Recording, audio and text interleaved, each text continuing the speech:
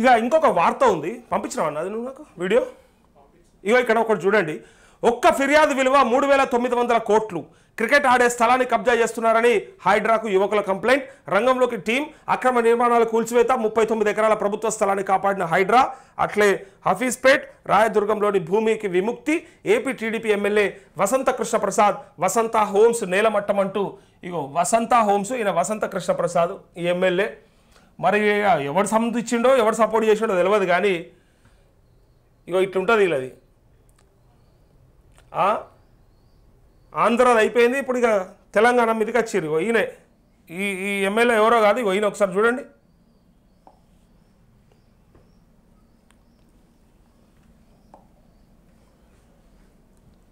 ఇగో ఈయన పెద్ద మనిషి వసంత హోమ్స్ అధినేత వసంత కృష్ణ ప్రసాద్, ఆంధ్రప్రదేశ్కి సంబంధించినటువంటి ఎమ్మెల్యే ఆయన. అయితే హైడ్రాకి కంప్లైంట్ వెళ్ళింది. ఎవరు? ఈ యువకులంతా కలిసి కంప్లైంట్ ఇచ్చారు. సార్ ఇట్లా ఇలా మరి మేము క్రికెట్ ఆడే స్థలాన్ని కబ్జా చేస్తున్నారు సార్, ఏంది కథ అని చెప్పి అడిగినరు. అడిగినందుకు ఇగో ఇదేంటి ప్లే అయితే ఓపెన్ అవుతలేదు.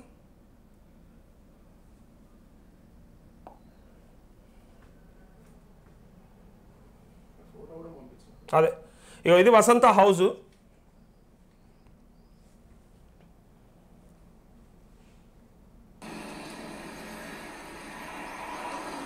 అన్నీ కలిపిర్రు అవి.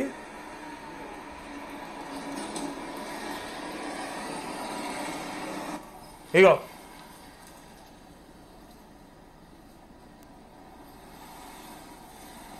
ఇది కోరుకున్నారు యాక్చువల్గా. పేదోడి ఇండ్లు కూడా కొడుతుర్రు, పేదోడి ఇండ్లు కూడా కొడుతురు అని చెప్పేసి ఇన్ని రోజులు అనుకున్నాం కదా. ఇట్లా ఇది కూడా కట్టడి చేయాలనే కోరుకున్నాం మనం. పెద్దోని కూడా వెనక ముందు చూడకుండా మనోడా మందోడా లేకపోతే మనకు ఎరుకున్నోడా మనకు చుట్టపోడా మనకు అంతకుముందు మనం ఆ పార్టీలో పనిచేసినామా ఇట్లాంటివి చూడకుండా ఎవరైనా సరే ఒకటే రకంగా చూడండి అనే కోరుకున్నాము.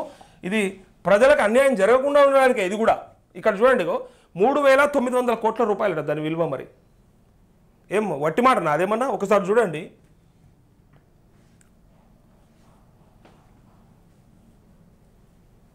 అసలు ఇవన్నీ కట్టేటప్పుడు అధికారులు ఏం చేస్తారని పెద్ద డౌట్ వస్తుంది తెలుసా అందరికీ.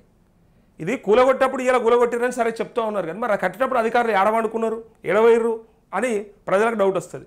ఇగో మేము రోజు క్రికెట్ ఆడుకునే చోట ఆడనివ్వడం లేదు, అక్కడ చెరువును కూడా మాయం చేస్తున్నారు, రహదారులు నిర్మిస్తున్నారు అని లంగరోజ్ ప్రాంతానికి చెందిన యువకులు హైడ్రాకు ఫిర్యాదు చేశారు. దీంతో రంగంలోకి దిగిన హైడ్రా కళ్ళు బయర్లు కమ్మే నిజాలను వెలికితీసింది. ఒక్క ఫిర్యాదు ఎకరానికి 100 కోట్ల విలువైన 39 ఎకరాలకు 3,900 కోట్ల విలువైన భూములను కబ్జాకోరల నుంచి హైడ్రా విముక్తి కల్పించింది.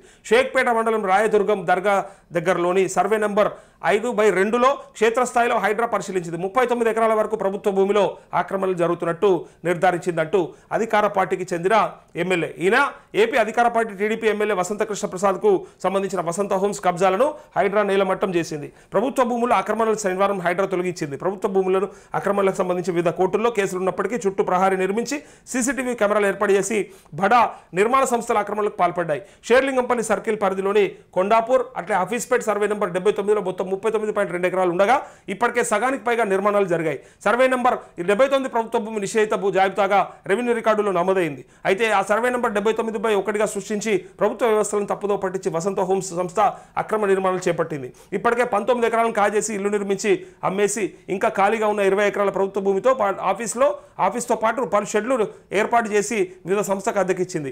ఈ భూములపై సుప్రీంకోర్టులో చాలా కాలంగా CS 14/58 అనే వాద్యం పెండింగ్లో ఉండగా కోర్టు ఆదేశాలను ధిక్కరిస్తూ అక్రమంగా నిర్మాణం చేపట్టి వివిధ సంస్థలకు అద్దెకిచ్చారు. అయితే ఈ ప్రభుత్వ భూమిపై కోర్టులో కేసులుండగా ఎలాంటి నిర్మాణాలు చేపట్టకూడదనే నిబంధనలున్నా పట్టించుకోలేదు. అయితే ఫైనల్ డిగ్రీ రాకుండానే ఈ భూముల్లో నిర్మాణాలు ఎలా చేపడుతున్నారనే వాద్యాన్ని విచారిస్తున్న సందర్భంగా సుప్రీంకోర్టు విస్మయం వ్యక్తం చేసింది. ప్రహారీతో పాటు లోపల చేపట్టిన నిర్మాణాలను తొలగించి ప్రభుత్వ భూములు పేర్కొంటూ హైడ్రా ఆధ్వర్యంలో బోర్డులు ఏర్పాటు చేశారంటూ మొత్తానికి 39 ఎకరాల భూమి ఈ నార్నే ఎస్టేట్స్కు ఉన్నట్టు ఇంకా ల్యాండ్ గ్రాబింగ్ కేసు ఉన్నట్టు అక్కడ బోర్డులు ఉండగానే మరోవైపు అక్కడ ప్లాట్ల కొనుగోలు సంప్రదించాల్సిన ఫోన్ నెంబర్లతో నార్నే ఎస్టేట్ సంస్థతో బోర్డులు ఏర్పాటు చేసింది.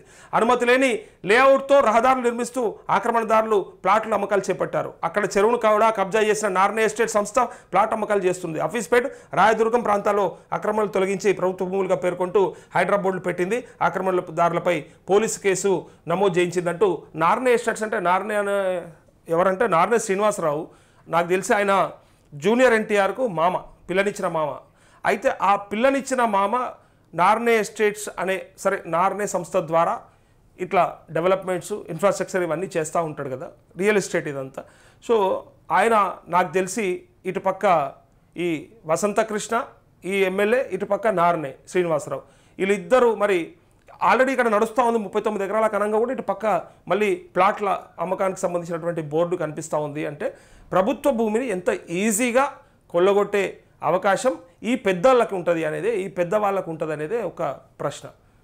ఇప్పుడు మనం ఒక గజం కాదు, ఒక్క జానెడు ఇంతంత ఒక 4 ఇంచులు జరిగితే కూడా పెద్ద పంచాయతీ అవుతుంది. వీళ్ళు 39 ఎకరాలు, అది 3,900 కోట్ల రూపాయలు. మళ్ళీ విలువ కూడా చూడండి, ఆల్రెడీ కోర్టులో కూడా కేసు ఉంది, ఫైనల్ డిగ్రీ రానేలేదు, సుప్రీంకోర్టులో ఉంది. అయినప్పటికీ కూడా వీళ్ళు ఆ భూమిని కబ్జా చేసి చుట్టూ ప్రహారీ గోడ నిర్మాణం, సీసీ కెమెరాలు అన్నీ పెట్టుకొని షెడ్లు నిర్మాణాలు అన్నీ జరిగిపోతూ ఉన్నాయి. మరి ఎవరండా చూసుకొని మరి ఈ రేవంత్ రెడ్డికి దోస్త్ అని చెప్పామన్నా, అంటే జూనియర్ ఎన్టీఆర్ అప్పటి నుంచి వాళ్ళు కలిసే ఉండేవి కదా, మరి ఏం కాదు మావాడు చూసుకుంటాడని చెప్పి ఆ ధైర్యమా, లేదంటే తన ఇన్వాల్వ్మెంట్ ఏమైనా ఉందా అని ఇలా సోషల్ మీడియాలో మాట్లాడుకుంటూ ఉన్నారు. ఇంత పెద్ద ఎత్తున జరిగిన తర్వాత మరి ఎవరి ఇన్వాల్వ్మెంట్ ఉంది, ఎవరు వీళ్ళకి అవకాశం ఇచ్చిండ్రు? సరే ఇలా కూలగొట్టిండ్రు అంటే ఒకవేళ ఆపాలనుకుంటే ఆపేటోళ్ళు కదా, ఒకవేళ పెద్దవాళ్ళ హస్తం ఉంటే ఆపాలనుకుంటే ఆపేటోళ్ళు. అయినా హైడ్రాకి పూర్తి అధికారాలు ఇవ్వడం వల్ల వాళ్ళు కూలగొట్టేసారు. కానీ కట్టేటప్పుడే మరి అవన్నీ జరిగేటప్పుడే మరి అధికారులంతా ఏం చేస్తూ ఉన్నారు, ఎక్కడున్నారు, ఎందుకు పట్టించుకోలేదు?